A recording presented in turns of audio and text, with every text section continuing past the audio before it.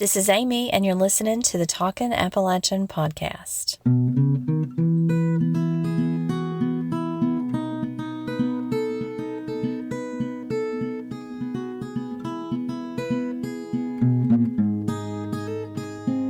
Dog Days begins July 3rd, just after the summer solstice, and it marks the hottest time of year in the Northern Hemisphere.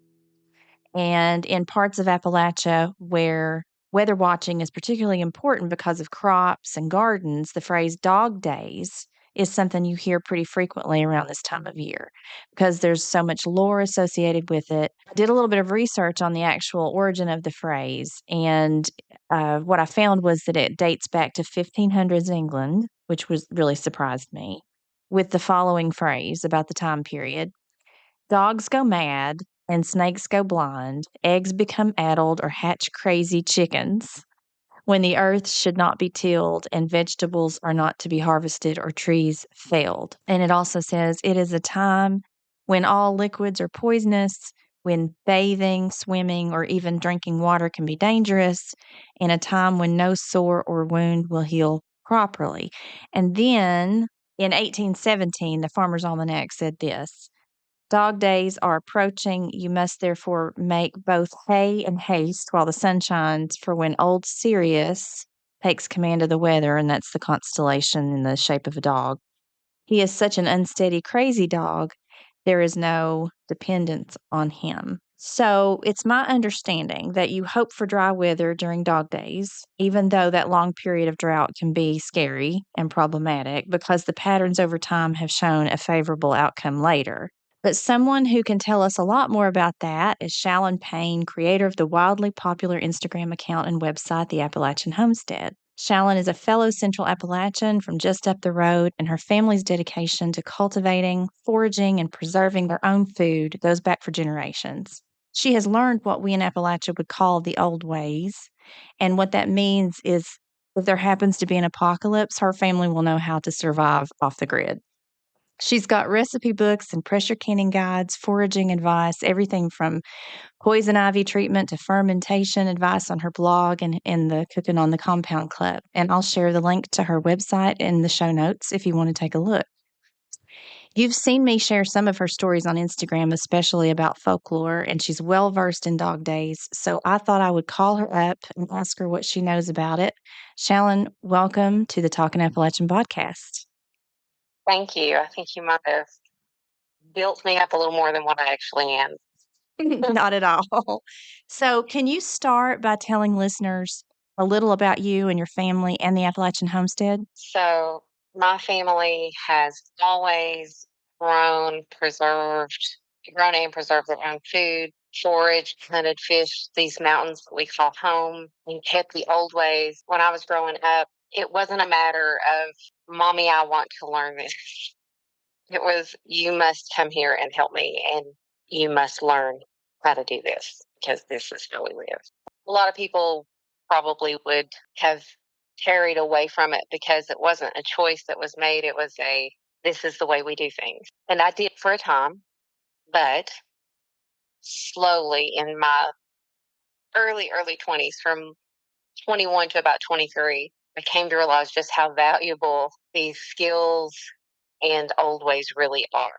And fewer and fewer people. I mean, we have just about run out of people that know how to do these kinds of things. And it's scary because I know for myself, I don't think about where my food comes from. You know, we live in such a convenient world, and you go to Food City or you go to the grocery store and you get your food, and you don't have to think about where it comes from.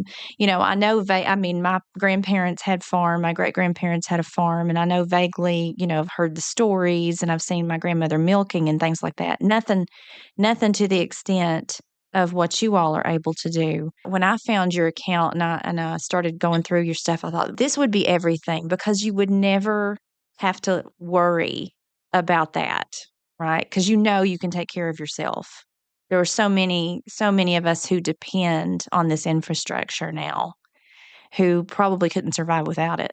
Well, one thing I will say is back in, was it 1989-ish, when the culture swap was happening here, if it had not been for my grandparents and parents and all of their siblings who were living at that time having this knowledge, I don't know that we would have come through it and fared as well as what we did, because the miners were off work something like 18 months. We quite literally had only what we grew and preserved ourselves and what Daddy hunted and fished and what we foraged.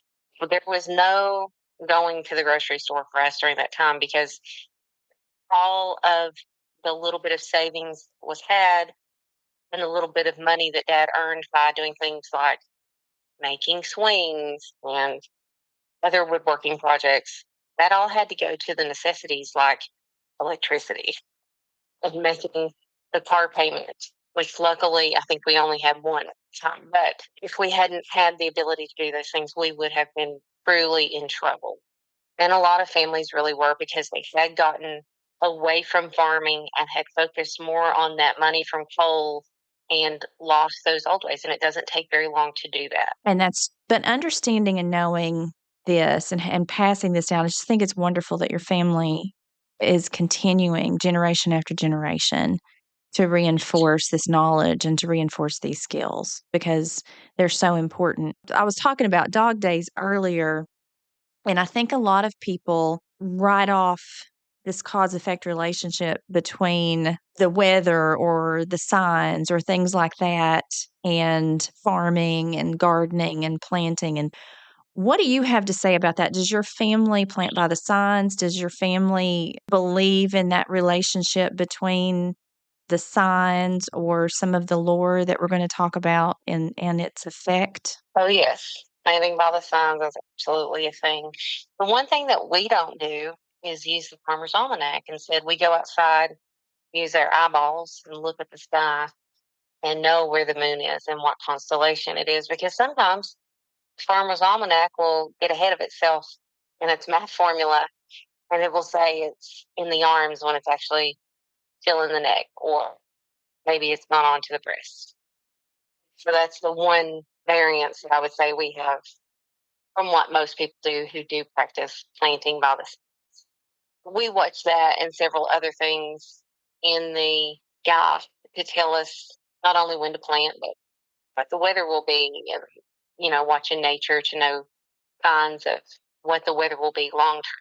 And this is something that dates back 2,000 years because even the Bible Oh, yeah. talks about, the skies and the color of the skies because it was so important for sailors, for fishermen to understand the weather because it could be a matter of life and death, going out on the water. And all of the biblical feasts, were moon based. So it's not witchcraft or just something exclusive to mountains here in the United States. It's not the Appalachian way. This is the way that it was for thousands of years, and it just happens to have been so well preserved in this area. How do you explain to people that don't understand how that works? How do you explain why, if the signs are in the breast, you have to do certain things in the garden, or if the signs are in the legs, and people don't just do this with gardening, they do this with dental work. They plan around weaning their children. They plan around the signs. How do you explain to people who say, I don't get how that works? It's hard to explain to them, but I use the stories that like my grandfather told us and my grandmother told us when we were growing up. Storytelling is such a part of the Appalachian culture, and this was no different. They didn't know why. They just knew this was how it worked, and they had observed it for 100 years. Mm-hmm. It had been passed down, and they believed it. So they would just make up stories and teach us, like, for instance, that the breast of the month is good for planting because that's when Earth is able to nurse seed or the seedling. Mm. And so then the Earth would nurse it with its nourishment, and that's why it would grow so well. And, the head of the month you don't do. The head of the month is as bald as an old man. And there was a big story about that, about how the man of signs went too close to the sun. It was very, very familiar to Icarus. The story of Icarus, that his head got singed when he went too close to the sun looking for the moon during the time when it was the new moon and you couldn't see it. There were just all these different stories that were told, but there are 6 planting signs and 6 signs that you don't plant in. And we do everything from not having, for instance, dental work done when it's in the head of them, or, planting, being sure to plant in the breast or in the reins or secrets of them. Those are the three most fertile. And fermentation is in the head of the month, and that's about the only thing you can really do then. It's one of those things that is drilled into us and you just remember it. So when I'm explaining it to other people, I just tell them the story and they either believe it or they don't. and sometimes I will say to them, try it my way. Once you find that it does not ring true, then you don't ever have to do it again. And most of the time they'll do one thing and pretty quickly they're back like, oh my gosh, I weaned my baby when it was in the thighs and it only took 24 hours. They didn't cry at all. It was so easy. My milk dried up. I didn't have any trouble at all. I mean, even if you can't pin down the exact relationship why, it's a matter of patterns. Over time, thousands of years, people have observed, like you said, I'm a qualitative researcher, so this is how I break it down. People have observed and they've observed patterns and they see that these patterns are pretty well set. And so they know that it worked. That is exactly it.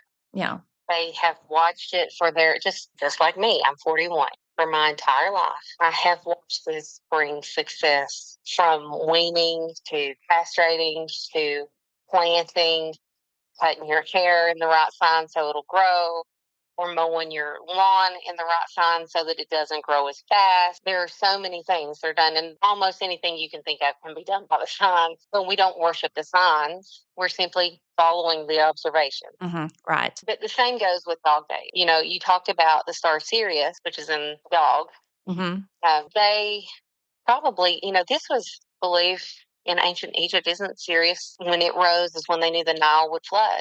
I think I did read that. It had something to do with flooding. Yes. It brought the flooding of the Nile is what brought the nourishment to the soil. So this has been observed since ancient time, really probably since before written history. So that's what carried over into other cultures and then somehow made it to Appalachia, rural Appalachia, where we're not remote anymore. It's much easier to access us now. Right. For such a long time, our culture was this bubble. Mm-hmm. It was almost impenetrable because it was not an easily accessible place, especially into the far reaches of hollers.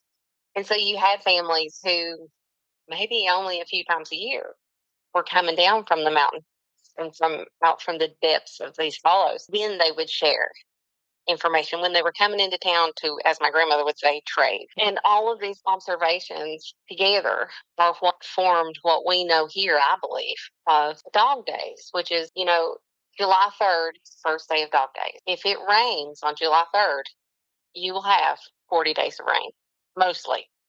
You might have a day here and there that it doesn't, but mostly every day will rain. If it sets in dry, you will mostly have dry days with the exception of maybe a shower here and there, but not enough to speak of for those entire 40 days. A wet dog days is catastrophic. A dry dog days will make you worry that you will be well fed. Is there any significance to the 40 days? Well, dog days is about 40 days going from July 3rd, August 11th. So that's the significance. Also, you think back to Jesus' 40 days in the wilderness. You think to the flood of Noah, 40 days and 40 nights. Mm-hmm. There's a lot of things throughout history that are 40 days. Our crowding takes 40 days. It's a 40-day pattern, and most of that does date back to biblical times. Mm-hmm. Just a cycle. Yeah, it's interesting. There's no way this just happened. This was an intelligent designer with a purposeful creation. And all of these things point to that. So a wet dog days is catastrophic for a few reasons. One, all that rain will oversaturate your soil. It'll wash nutrients out of it. Your plants will either have root rot or perform very poorly. It also brings in fungal disease, which often takes your plants altogether and you have no harvest. You can't make hay in the rain and mold. It really takes away those 40 days when you would mostly be doing the harvesting, canning, putting up hay for winter, and all of those preparations that are going to carry you through the time when you do not have the ability to grow or produce more. Now, you also sent me a list of lore associated with dog days. First one, you've got on the top of it, no swimming in natural bodies of water, you'll drown. A couple of people messaged me after that post I made yesterday, and they said the same thing, that they had heard you don't swim during dog days, which I'm sure a lot of people ignore because dog days is so hot. So here's my thought on this. I believe that you're no more likely to be out during dog days than you are at any other time of year. However, I think our elders believe that because that's the time when you're more likely to be swimming. More people are doing it. Therefore, there Yeah. are more drowning. Pertaining to dog days, it pertains to the fact that these are the hottest days of summer. More people are out swimming in those lakes and rivers. Mm-hmm. You can't go barefoot in the morning or you'll get dew poisoning. They also said you would get ground itch if you went barefoot after rain or of the morning when the dew was still on the grass, that you would get ground itch, and ground itch turns into gangrene, and then you would lose your foot or your leg. Oh, my. So explain for people who don't know what dew poisoning is. Just allegedly something that's in the dew that's akin to getting a snake bite. It just Mm-hmm. rots your limb. Oh. The same as ground itch. Funny story, my mom's grandmother actually had one leg. She had to have an amputation on one side, which was due to blood clot that was related to diabetes. All of my mom's young childhood, they told her because she had went barefoot during dog days. Oh, no. Fully believed that her grandmother had gotten ground itch and had lost her leg. Hmm. She was completely convinced. There was a lot of things that are said to you as a child in Appalachia. I don't know about other places that are not explained. Mm-hmm. It is just this is how it is. And that was two of the things that's just how it was. You didn't go barefoot in the morning before the dew was dry or after the rain. Mm-hmm. So, That's interesting. I hadn't heard that one. yeah. Another one, snakes are blind and more likely to bite. They're also meaner and faster during dog days. I don't know about blind. However, I can tell you that the only time that I've ever had snakes that normally wouldn't have struck at you like garden snake or black snake actually strike at me was during dog days. Some people say it pertains to their molting time, that that's the reason, when their scales are coming off of their eyes and they can't see. Honestly, can't say that I've ever seen a molting snake during dog days. But I've seen plenty of snake skins around lately. Injuries don't heal. They get infected and sicknesses linger until the dog days are over. I'm 41. I have found that one to be true, and I believe that it pertains to the humidity. Because, it's so, especially right now, it's so humid, you don't even need to drink water. You can go outside and just take a breath and drink. Yeah. Very So, uncomfortable. for that reason, you also don't test animals or do any slaughtering. Castrations won't heal, you'll lose the animal, and then the slaughtering will lead to poisoned meat, which I think pertains to the bugs and the heat and not being able to adequately and quickly cool it. So do you all follow that on your farm? That Oh yeah, we don't process anything at all during dog dog days. days? Absolutely not. Hog killing time, for instance, is in November, and Mm-hmm. really you should do your other animals at cold times of year as well. Traditionally, that's when it was always done. Mm-hmm. Only I think as people have worked other jobs and haven't had the time all of the year to get ready Mm-hmm. to do it in the winter, has it become a thing where people are slaughtering in the summer? Yeah. So I have seen people on Instagram do it, and I always wonder why, with as many flies and Yeah. bugs and the heat, why you would ever do it in the summer, but they do nonetheless. And so you wouldn't do that during dog. Storms are worse, and lightning is more likely to strike you or your home during dog days. Storms is worse because it's hotter. We know that. Back in the early days, I'm sure they didn't understand the weather and how storms formed and what Mm-hmm. caused their storms, but we know that that's why. My dad actually was struck by lightning during dog days. He Oh wasn't my racing. goodness. We were camping and it came a terrible thunderstorm, and he had gone out to close something, maybe roll up a window in a vehicle. And when he took hold of the camper door to come back in, lightning struck the camper and shot out his elbow, which had previously had terrible arthritis in it. And it has never bothered him. So he wasn't like permanently injured from that or anything? No, it knocked him down, kind of knocked him loopy, but he was okay. Basically, dogs and other animals are more likely to go mad and be rabid, probably because, this is just my opinion, more animals, for instance, raccoons, are having to come from the forest into humanized areas to look for water For water. because it's so hot. And so there's more likely to be encounters among your dogs and wild animals during this time. Therefore, rabies is a risk. That actually happened to us a couple days ago. I've never seen a raccoon around here out in the daylight. And I heard this noise. I thought it was a bird at first calling, and I thought, that doesn't sound like a bird. So I went, it was a baby raccoon hanging onto a tree in our backyard. And it looked absolutely terrified. And of course, I got all the animals inside because they were going nuts. It looked like maybe it had lost its mother, or it was confused. And I thought, well, maybe if it calls long enough, it'll find her. We went back in the house and just waited a while, and then went back out about an hour later, and it was completely gone, and didn't hear anything. So I'm hoping mother found it. I feel like they come into areas where we have taken their domain more. Yeah, I'd say a lot of this can be attributed to heat. Heat is just not good for anybody. I don't know about you, but get me out and get me hot, and we'll probably have an argument. But the other thing that my nanny always said was that evil is more rampant days. And that's why there's more family quarrels and breakups and things like that. And that, again, just like we just said, I think it pertains to heat. Yeah.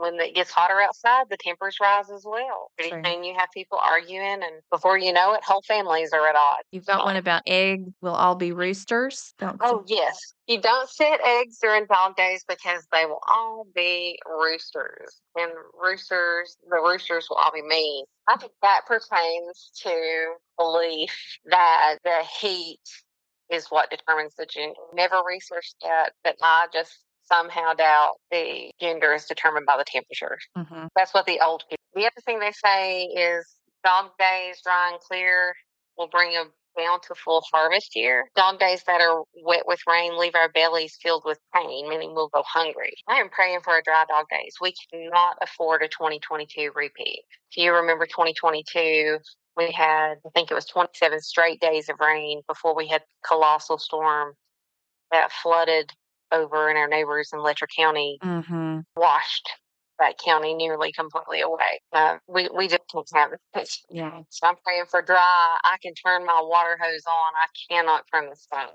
Right. And you said you don't trim or cut your hair or fingernails during dog days because it stunts growth. Girls don't trim or cut. The girls.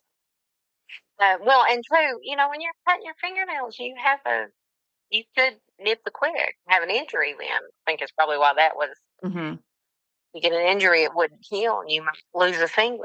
And they didn't have fingernail clippers. They were using knives That's true. That's true. Got to have the context. Yeah. Yes, yes. So, and then the hair not growing. They say not to do. We prune our tomatoes routinely, but we don't prune them during dog days. And it's because it'll stunt the growth. I think, again, that comes back. I don't think this has anything to do with hair, but I think just the idea comes again to the heat. Because I don't know if you grow tomatoes. If you're growing tomatoes, right now your tomatoes may have set fruit. Those fruit are not going to ripen for several weeks because it's too hot. Things will just sit. And it's that way with everything, not just tomatoes. Things will just sit when it's as hot as it is right now. Until those temperatures are coming back down more into the upper 70s, things are not going to ripen. And I think they thought that way with their hair as well. They saw that nothing else was growing, and they just assumed that would apply to everything. So do you prune anything during dog days, or do you just wait on everything? Oh, no, we mow the grass because we don't want to have to do it as often. Yeah. And of course, you're gonna do the things that need to be done. I have pruned tomatoes and such during dog days, and I personally have found that it makes no difference. I understand why their observations was those things, but it did. Mm-hmm. Because those tomatoes they're not gonna ripen no matter what. But probably they didn't understand that. That's a lot to think about with dog days. It's a long list. There's plenty more, but those were kind of like the main thing. When I called Daddy and my mom was talking to them last night on the phone, they were spitting out things that you weren't supposed to do. And there's just so many. Mm-hmm. Now, one of the other things that I noticed when I was doing my research was that the Dictionary of American Regional English, in their interviews with people in the 60s and 70s, people used this term in a different way when they were asking questions about expressions of time and time elapse. People would use the phrase dog days. So, for example, they would say, I haven't seen him in a number of dog days. And I've heard people say dog year, and I assume that it means Maybe that's what that means. It feels 7 years because, they say that a dog's year is 7 years. Yeah. It's about the aging. Of course, we know that, but I've heard people say, well, I ain't seen in a coon's age. Mm-hmm. I've not seen him in a dog's year or in a coon's age, or I've heard the dog days one. I've never completely understood why you would use that as an expression of time, but now it makes sense when you just explain it. So this has nothing to do with the time period of July and August. This is a measure of the dog's age, and it's just an expression. I haven't seen him. It's another way of saying I haven't seen him in a long time. Right, because if you think if one of our years is 7 of theirs, then one of our days is 7 of theirs. Yeah.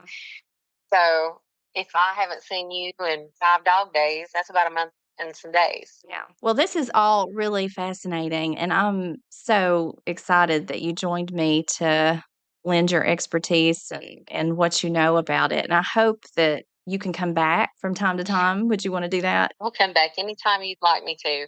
I wouldn't call myself an expert in anything. I think when you know a whole lot, maybe expert enough, I think you're pretty expert in your area. Thank you so much, Shallon, for being on, and here's to making it through dog days. Yeah. Hopefully we'll make it through them dry. Yeah.